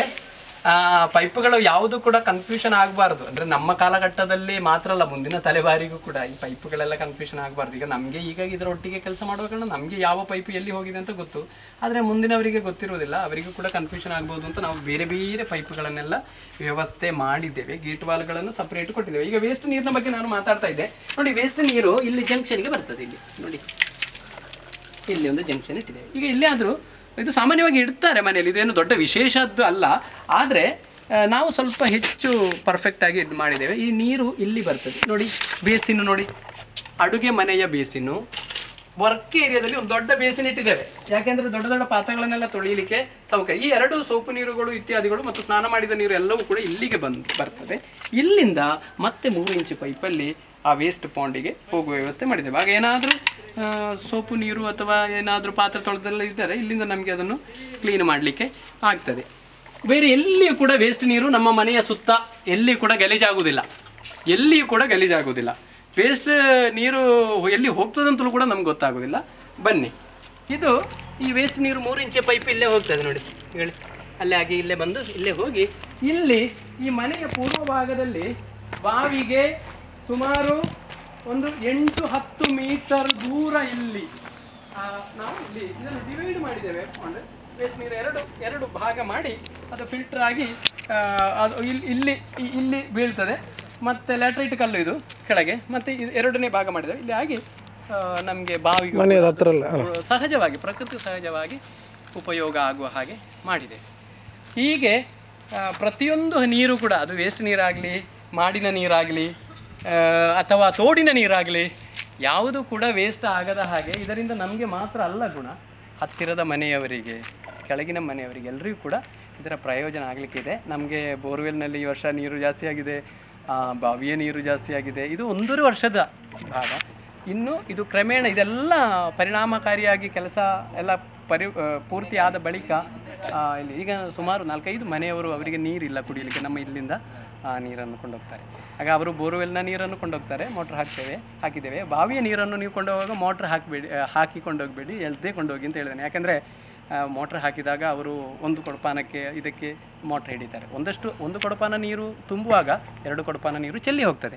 ಆದ ಕಾರಣ ಬಾವಿಯ ನೀರು ಕೊಂಡೋಗಿ, ಯಾರು ಬೇಕಿದ್ದರೂ ಕೊಂಡೋಗಿ, ಆದರೆ ಎಳೆದುಕೊಂಡೋಗಿ, ಸೇದಿಕೊಂಡೋಗಿ ಅಂತ ಹೇಳಿ ಬಹಳ ಪ್ರೀತಿಯಿಂದ ಅವರಿಗೊಂದು ಸೂಚನೆಯನ್ನು ಕೊಟ್ಟಿದ್ದೇನೆ. ಹಾಗೆ ಎಲ್ಲರೂ ಕೂಡ ಆ ರೀತಿಯಲ್ಲಿ ನಾವು ಮಾಡಿದ ಕೆಲಸ ಕಾರ್ಯಗಳಿಂದ ಮತ್ತೊಬ್ಬರಿಗೆ ಉಪಕಾರ ಆಗ್ತದೆ ಅಂತ ಆಗುವಾಗ ನಮಗೊಂದು ಖುಷಿ, ಸಾರ್ಥಕ ಆಗ್ತದೆ. ಹಾಗೆ ಈ 1 ಎಕರೆ ಜಾಗದಲ್ಲಿ ಬಹಳ ಸಾವಯವ, ಇದರಿಂದ 150 ಕಂಗು, 70 ತೆಂಗು, ನೇಂದ್ರ, ಕದಳಿ, ಅದೇ ರೀತಿಯಲ್ಲಿ ತೊಗರಿ, ಮರಗೆಣಸು, ಸಿಹಿಗೆಣಸು, ಮತ್ತು ಮೆಡಿಸಿನ್ ಗಾರ್ಡನು, ಮತ್ತು ವಿವಿಧ ಫ್ರೂಟ್ಸ್ಗಳು ಇಂಥ ಹೀಗೆ ತುಂಬ ಮಾಡಿದ್ದೇವೆ. ಇದೆಲ್ಲ 1-1.5 ವರ್ಷದಲ್ಲಿ ನಾವು ಮಾಡಿದಂತಹ ಕೆಲಸ ಕಾರ್ಯಗಳು. ಮನೆ ಒಕ್ಕಲು ಇನ್ನೂ ಕೂಡ ಆಗಲಿಲ್ಲ, ಮನೆಯ ಕೆಲಸಗಳು ನಿಧಾನವಾಗಿ ಸಾಗ್ತಾ ಉಂಟು. ಎಲ್ಲವನ್ನು ಕೂಡ ಬಹಳ ಅಚ್ಚುಕಟ್ಟಾಗಿ ವ್ಯವಸ್ಥಿತವಾಗಿ ಮಾಡುವ ಕಾರಣ ನಮಗೆ ಟೈಮ್ ಹಿಡಿತದೆ. ಮತ್ತು ಜೊತೆಗೆ ನಾವು ಅದರ ಜೊತೆಗೆ ಅಂದರೆ ಈಗ ನಾನು ಇವತ್ತು ಇವರೊಟ್ಟಿಗೆ ಫುಲ್ ಇದರಲ್ಲಿದ್ದೆ, ಈ ಅಖಿಲೇಶ್ ಆದ ಕಾರಣ ನನ್ನ ಶರ್ಟ್ ಎಲ್ಲ ಅರ್ಧ ಶರ್ಟ್ ಹಾಕಿರೋದು ನಾನು. ಆದ ಕಾರಣ ನಾವು ಅದರ ಉತ್ಸಾಹ ನಮಗೆ ಬೇಕು ಮುಖ್ಯವಾಗಿ.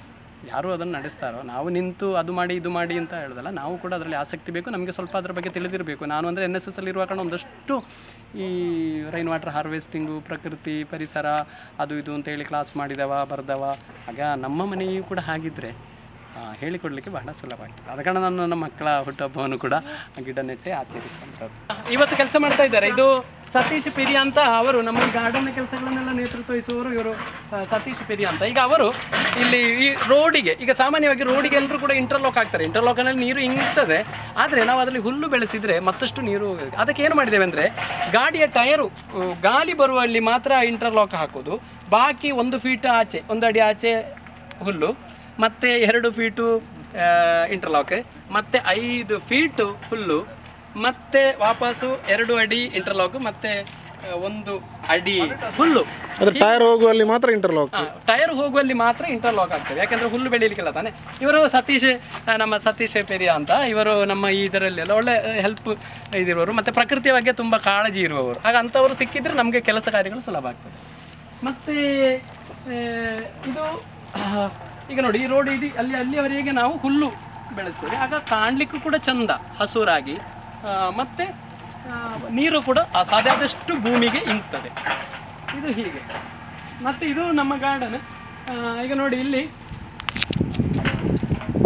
ನಾವಿಲ್ಲಿ ನೀರಿನ ನೋಡಿ, ಇದು ಈಗ ಮೋಹಿತ ನಗರ ಗಿಡಗಳು ನೋಡಿ, ನಮಗೆ 8 ತಿಂಗಳಾಯ್ತಷ್ಟೇ. 8 ತಿಂಗಳಾಯ್ತಷ್ಟೇ. ಬುಡ ನೋಡಿ, ಸಣ್ಣ ಗಿಡ, ನಾವು ವಾರಣಾಸಿ ಅಡ್ಯನಡ್ಕದಿಂದ ತಂದದ್ದು. ಕೆಂಕೋದ ಸ್ಥಾಪಕರು ಅವರ ಗೊತ್ತಲ್ಲ ನಿಮಗೆ, ಸುಬ್ರಹ್ಮಣ್ಯ ಅಂತ, ಅವರ ಅಲ್ಲಿಂದ ತಂದು ನೋಡಿ. ಇದು 8 ತಿಂಗಳ ಗಿಡ, ಸಣ್ಣದು. ಇದರ ಬುಡ ನೋಡಿ, ಅಂದರೆ ಸಾವಯವ ಗೊಬ್ಬರ ಮಾತ್ರ ಹಾಕಿ ಸರಿಯಾದ ಪೋಷಣೆಯಿಂದ ಈ ಗಿಡ ಮೋಹಿತ ನಗರ ಹೇಗೆ ಬಂದರೆ. ಮತ್ತು ನೋಡಿ, 2-3 ಹೋಟೆಲ್ನಿಂದ ಗಂಜಿ ತೆಳಿ, ಮತ್ತು ಚಾಯಪುಂಟೆ, ವೇಸ್ಟ್ ನೀರು ಇದೆಲ್ಲ ತಂದು ನಾವು ಇಲ್ಲಿ ಸ್ಟಾಕ್ ಮಾಡಿದ್ದೇವೆ. ಇದು ನಮ್ಮ ಕಾರಲ್ಲೇ ತರೋದು, ನಾನು ಮತ್ತು ಪದ್ಮ ಸೇರಿ ಇದರ ಬಿಡುವ ಸಮಯದಲ್ಲಿ ಮಾಡೋದು. ಈಗ ಇವತ್ತು ಬೇಸಿಗೆ ರಜೆಯಲ್ಲಿ ಫುಲ್ ಇದು ನೋಡಿ, ಇದು ವೇಸ್ಟ್, ಇದರ ಸ್ಮೆಲ್ ಇದೆಲ್ಲ 2-3 ಹೋಟೆಲ್, ಉಳಿಯ ತಡ್ಕ ಹೋಟೆಲ್ನಿಂದ ಮತ್ತು ಇಲ್ಲಿಯ ಒಂದು ಹೋಟೆಲ್ನಿಂದ ಇದೆಲ್ಲಿಂದ ತರ್ತೇವೆ. ಈಗ ನೋಡಿ ಎಲ್ಲ. ಮತ್ತು ಇಲ್ಲಿ ಇದು ಗೋಮೂತ್ರ, ಮತ್ತು ಇದು ಸೆಗಣಿ, ಹಿಂಡಿ ಇದೆಲ್ಲ ಹಾಕಿ ಇದನ್ನು ಡೈಲ್ಯೂಟ್ ಮಾಡಿ ವಾರ 2 ವಾರಕ್ಕೊಮ್ಮೆ ಈ ಗಿಡಗಳಿಗೆಲ್ಲ ಉಣಿಸ್ತೇವೆ. ಬೇರೆ ಯಾವುದೇ ರಾಸಾಯನಿಕ ಗೊಬ್ಬರಗಳನ್ನು ನಾವು ಹಾಕುವುದಿಲ್ಲ. ಮತ್ತು ನೋಡಿ ಅಲ್ಲಿ ಸುಡುಬೂದಿ ಮಾಡ್ತಾ ಇರೋದು ನೀವು ಗಮನಿಸಿರ್ಬೋದು. ನೋಡಿ ಸುಡುಬೂದಿ ಮಾಡಿದ್ದೇವೆ, JCBಯಿಂದಲೇ ಎಲ್ಲ ಸುಡುಬೂದಿಯ ರಾಶಿ ನೋಡಿ ಅಲ್ಲಿ. ಅದು ಅಕೇಶಿಯಲ್ಲಿ ಕಾಡು ಬೆಳೆಯುತ್ತದೆ, ಆ ಕಾಡನ್ನೆಲ್ಲ ಕಡಿದು ಬಾಕಿ ಇದ್ದ ಇಲ್ಲಿ ಸಿಕ್ಕಿದ ವೇಸ್ಟ್ ಮೂಳಿ ಇತ್ಯಾದಿಗಳನ್ನೆಲ್ಲ ಹಾಕಿ ಸುಡುಬೂದಿ ದೊಡ್ಡ ರಾಶಿ ಮಾಡಿದ್ದೇವೆ. ಇದನ್ನು ಕೂಡ ನಾವು ಈಗ ಮಳೆಗಾಲದಲ್ಲಿ ಈ ಸಸಿಗಳಿಗೆ ಕೊಡ್ತೇವೆ. ಸಂಪಿಗೆ ನೆಟ್ಟಿದ್ದೇವೆ, ಇದರಲ್ಲಿ ಸಂಪಿಗೆ, ಮಲ್ಲಿಗೆ ಮತ್ತು ಕೊಂದೆ, ವಿಶ್ವಿಗೆ ಅದು ಕೂಡ ನೆಟ್ಟಿದ್ದೇವೆ. ಇದೆಲ್ಲ 8 ತಿಂಗಳಾಯ್ತಷ್ಟೇ. ಇನ್ನೂ ಎಲ್ಲವೂ ಕೂಡ ಹಸುರಾಗಿ ಬರಬೇಕಷ್ಟೇ. ಅಳಸಂದೆ ಮತ್ತು ಇಂಥ ಕೃಷಿ, ಅದೇ ರೀತಿಯಲ್ಲಿ ಕಪ್ಪು ದ್ರಾಕ್ಷಿ ಕೂಡ ಮಾಡಿದ್ದೇವೆ, ಡ್ರ್ಯಾಗನ್ ಫ್ರೂಟ್ ಮಾಡಿದ್ದೇವೆ, ಎಲ್ಲ ತಳಿಗಳನ್ನು ಕೂಡ ಮಾಡಿದ್ದೇವೆ. ಇನ್ನು ಇಲ್ಲಿ ಮನೆ ಒಕ್ಕಲಾದ ನಂತರ ಇದರ ಪೋಷಣೆ ಇನ್ನು ಸರಿಯಾಗಿ ಮಾಡಬಹುದು ಅಂತ ಹೇಳುವಂತಹ ಒಂದು ಆಶಾಭಾವನೆ. ಇದು ಮನೆಯ ಉತ್ತರ ಭಾಗದ ಅಂದರೆ ಈಶಾನ್ಯ ಭಾಗದಲ್ಲಿ ಕೊಳ ಮಾಡಿದ್ದೇವೆ. ಬಾವಿಯಲ್ಲೇ ಇದೆ, ಬೋರ್ವೆಲ್ಲೆಲ್ಲ ಈಶಾನ್ಯ ಭಾಗದಲ್ಲೇ ಇದೆ. ಮತ್ತು ಇಲ್ಲಿ ಒಂದು ಬೆಟ್ಟದ ನೆಲ್ಲಿಕಾಯಿ ಇತ್ತು. ಇದು ದೊಡ್ಡ ಅಕೇಶದ ಕಾಡಾಗಿತ್ತು, 20 ವರ್ಷ ಯಾರಿಗೂ ಬೇಡದ ಸ್ಥಳ ಆಗಿತ್ತಲ್ಲ. ಆಗ ನಾವು ಇಲ್ಲಿ ಒಂದು ನೆಲ್ಲಿ ಇತ್ತು, ಅದನ್ನು ನಾವು ಕಡಿಲಿಲ್ಲ.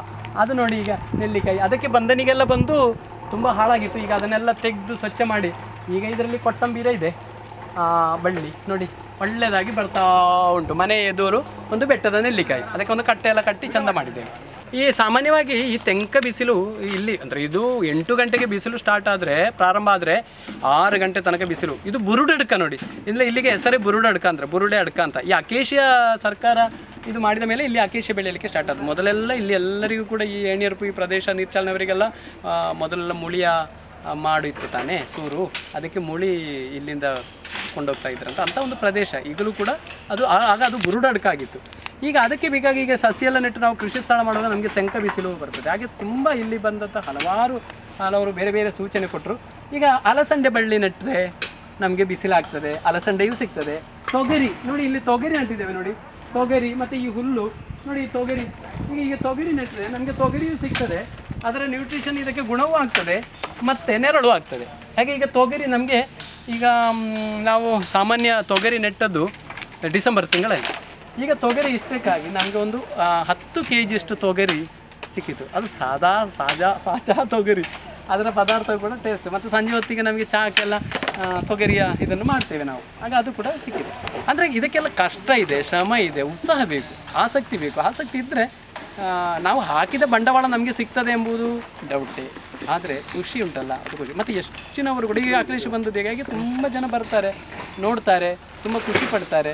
ಅಯ್ಯೋ ಹಾಕಿದ ಹಣ ನಿಮಗೆ ಸಿಕ್ಕಲಿಕ್ಕಿಲ್ಲ, ಆದರೂ ಕೂಡ ಖುಷಿ ಇದೆ ಅಂತ ಹೇಳ್ತಾರೆ. ಆಗ ನಮಗೂ ಕೂಡ ಖುಷಿ ಆಗ್ತದೆ. ಮತ್ತು ಎಲ್ಲರೂ ಕೂಡ ಅಂದರೆ ನಾನು ಹೇಳೋದು ಸರ್ಕಾರಿ ಉದ್ಯೋಗಿಗಳು, ನಮ್ಮಂಥವ್ರು ಈಗ ಸರ್ಕಾರಿ ಒಂದು ಸಂಬಳ ನಿಗದಿಯಾಗಿ ಸಿಗೋಣ. ನಾನು ಹೇಳೋದು ಸರ್ಕಾರಿ ಉದ್ಯೋಗಿಗಳು ಬರೇ ಕೃಷಿಕರು ಮಾತ್ರ ಅಲ್ಲ, ಅವರು ಕೂಡ ಇಂಥ ಒಂದು ಕೆಲಸ ಮಾಡಿದರೆ ಅವರ ವಿದ್ಯಾರ್ಥಿಗಳಿಗೆ ಅಥವಾ ಅವರ ಇತರರಿಗೆ, ಸಮಾಜಕ್ಕೆ ಒಂದು ಮಾದರಿ ಆಗ್ತದೆ. ಆದ ಕಾರಣ ಕಷ್ಟವೋ ನಷ್ಟವೋ ಅದು ಇಂಥ ಕೆಲಸಗಳನ್ನು ಇದ್ದವರು ಮಾಡ್ತಾರೆ. ಆದರೆ ನಾವು ಇದ್ದವರು ಹೆಚ್ಚಿನವರು ಕೂಡ ಅಥವಾ ಇದರ ಬಗ್ಗೆ ಜಾಗೃತಿ ಮೂಡಿಸುವುದಲ್ಲದೆ, ಪುಸ್ತಕ ಬರೆಯುವುದಲ್ಲದೆ, ಲೇಖನ ಬರೆಯುವುದಲ್ಲದೆ ಸ್ವತಃ ಮಾಡಿ ತೋರಿಸುವವರು ಇವತ್ತು ಕಡಿಮೆ. ತುಂಬ ಸಿಲೆಬಸ್ನಲ್ಲಿದೆ, ಮಕ್ಕಳು ಪ್ರಾಕ್ಟಿಕಲ್ ಆಗಿ ಗೊತ್ತಿರುವುದಿಲ್ಲ, ಥಿಯರಿ ಗೊತ್ತಿರ್ತದೆ. ಹಾಗೆ ಅಂದರೆ ನಾನು ಹೇಳೋದು ಹೀಗೆ ಪ್ರತಿಯೊಬ್ಬರು ಕೂಡ ಗಿಡ ನಡುವುದು ಹೇಗೆ, ಗಿಡ ನೆಟ್ಟ ನಂತರ ಪ್ರಯೋಜನ ಏನು ಅಂತ ಹೇಳುವುದಕ್ಕಿಂತ ನಮಗೆ ಗಿಡದ ಪರಿಪೋಷಣೆ ಹೇಗೆ, ಒಂದು ನೆಟ್ಟ ಗಿಡವನ್ನು ಸಾಕಿ ಸಲಹುವುದು ಹೇಗೆ ಇತ್ಯಾದಿಗಳು ಪ್ರಾಕ್ಟಿಕಲ್ ಆಗಿ ತಿಳಿಸುವಂತಹ ಒಂದು ಪ್ರಯತ್ನಗಳು ನಮ್ಮ ಸಮಾಜದಲ್ಲಿ ಆಗಬೇಕು ಎಂಬ ಒಂದು ಅಭಿಲಾಷೆ ನನ್ನ.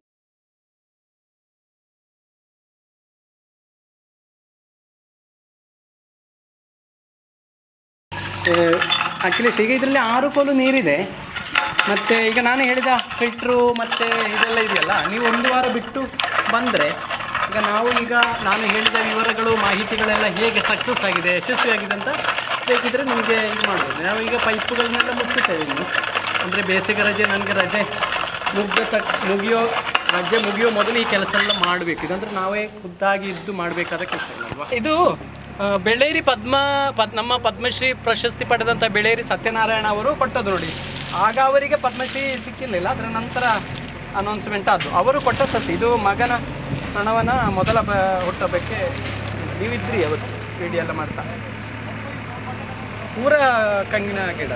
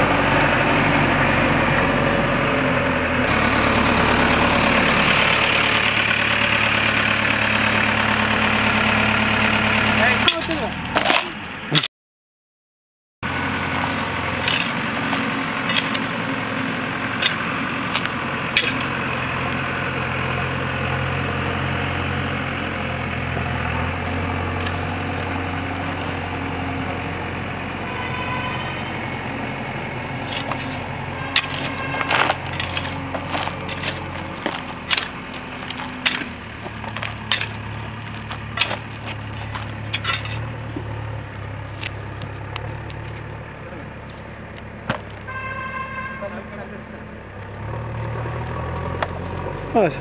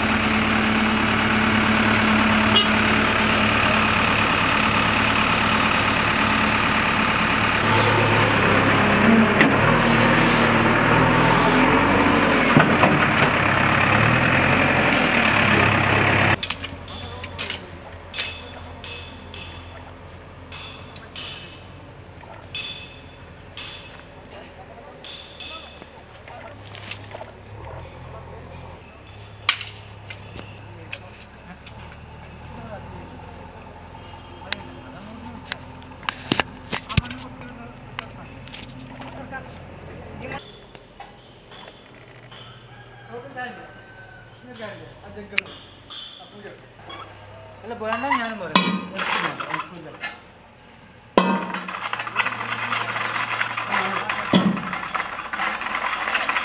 ടൈലൊക്കെ നേരിട്ടാൽ മതി ആ ടൈലൊക്കെ നേരിട്ടാ ടൈല് മതി ടൈലൊക്കെ നേരിട്ടാൽ മതി അവരുടെ കറക്റ്റ് അവരുടെ ലെവലല്ലേ അവർ ഈ വാട്ടർ ലെവലല്ലേ വാട്ടർ ലെവലുണ്ട് ആരെങ്കിലേ പേര് രണ്ടാളും ലെവലാക്കി കൊണ്ട് പോവാം അത് അല്ല രണ്ട്